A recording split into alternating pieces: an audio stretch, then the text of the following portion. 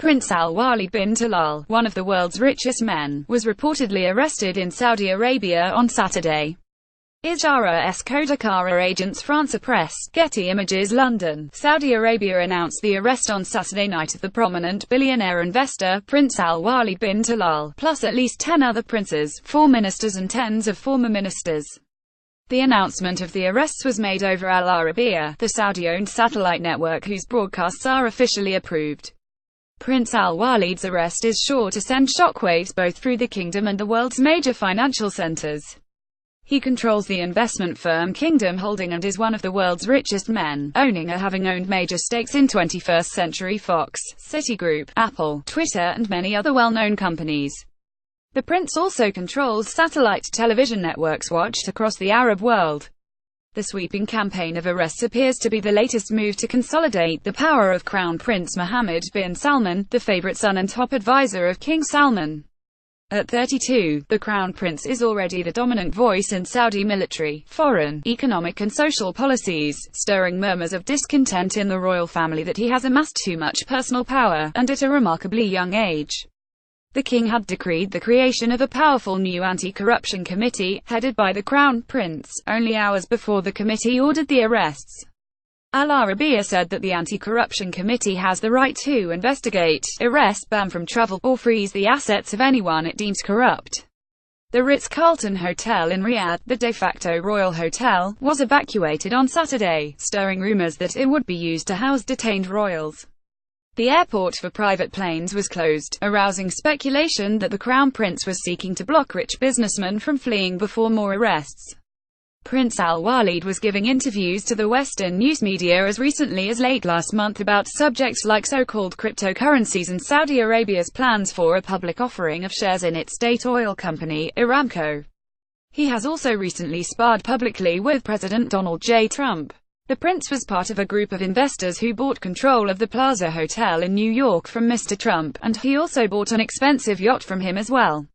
But in a Twitter message in 2015, the prince called Mr. Trump a disgrace not only to the GOP but to all America. At Real Donald Trump, you are a disgrace not only to the GOP but to all America. Withdrawal from the U.S. presidential race as you will never win, at Alwaleed.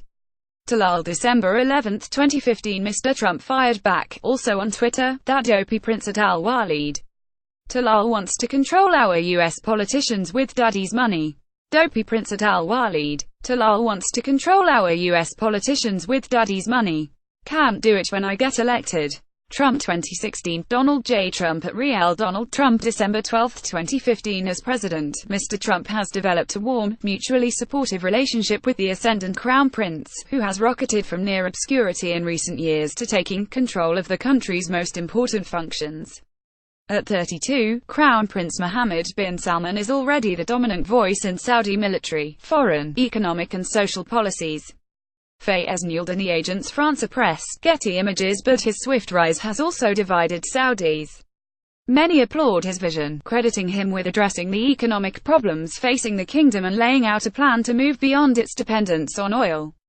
Others see him as brash, power-hungry and inexperienced, and they resent him for bypassing his elder relatives and concentrating so much power in one branch of the family. At least 3 senior White House officials, including the president's son-in-law, Jared Kushner, were reportedly in Saudi Arabia last month for meetings that were undisclosed at the time. Before sparring with Mr. Trump, Prince Alwaleed was publicly rebuffed by Mayor Rudolph W. Giuliani, who rejected his $10 million donation for the victims of the September 11 terrorist attacks in New York because the prince had also criticized American foreign policy. As powerful as the billionaire is, he is something of an outsider within the royal family, not a dissident, but an unusually outspoken figure on a variety of issues. He openly supported women driving long before the kingdom said it would grant them the right to do so, and he has long employed women in his orbit. In 2015 he pledged to donate his fortune of $32 billion to charity after his death. It was unclear Saturday whether Saudi Arabia's corruption committee might seek to confiscate any of his assets. Saudi Arabia is an executive monarchy without a written constitution or independent government institutions like a parliament or courts, so accusations of corruption are difficult to evaluate. The boundaries between the public funds and the wealth of the royal family are murky at best, and corruption, as other countries would describe it, is believed to be widespread. The arrests came a few hours after the king replaced the minister in charge of the Saudi National Guard, Prince Mutayb bin Abdullah, who controlled the last of the three Saudi armed forces not yet considered to be under control of the Crown Prince. The king named Crown Prince Mohammed the Minister of Defense in 2015. Earlier this year, the king removed Prince Mohammed bin Nayef as head of the Interior Ministry, placing him under house arrest and extending the Crown Prince's influence over the Interior Ministry's troops, which act as a second armed force. Rumors have swirled since then that King Salman and his favorite son would soon move against Prince Mutayb, commander of the Third Armed Force and himself a former contender for the crown. Eric Schmidt contributed reporting from Washington.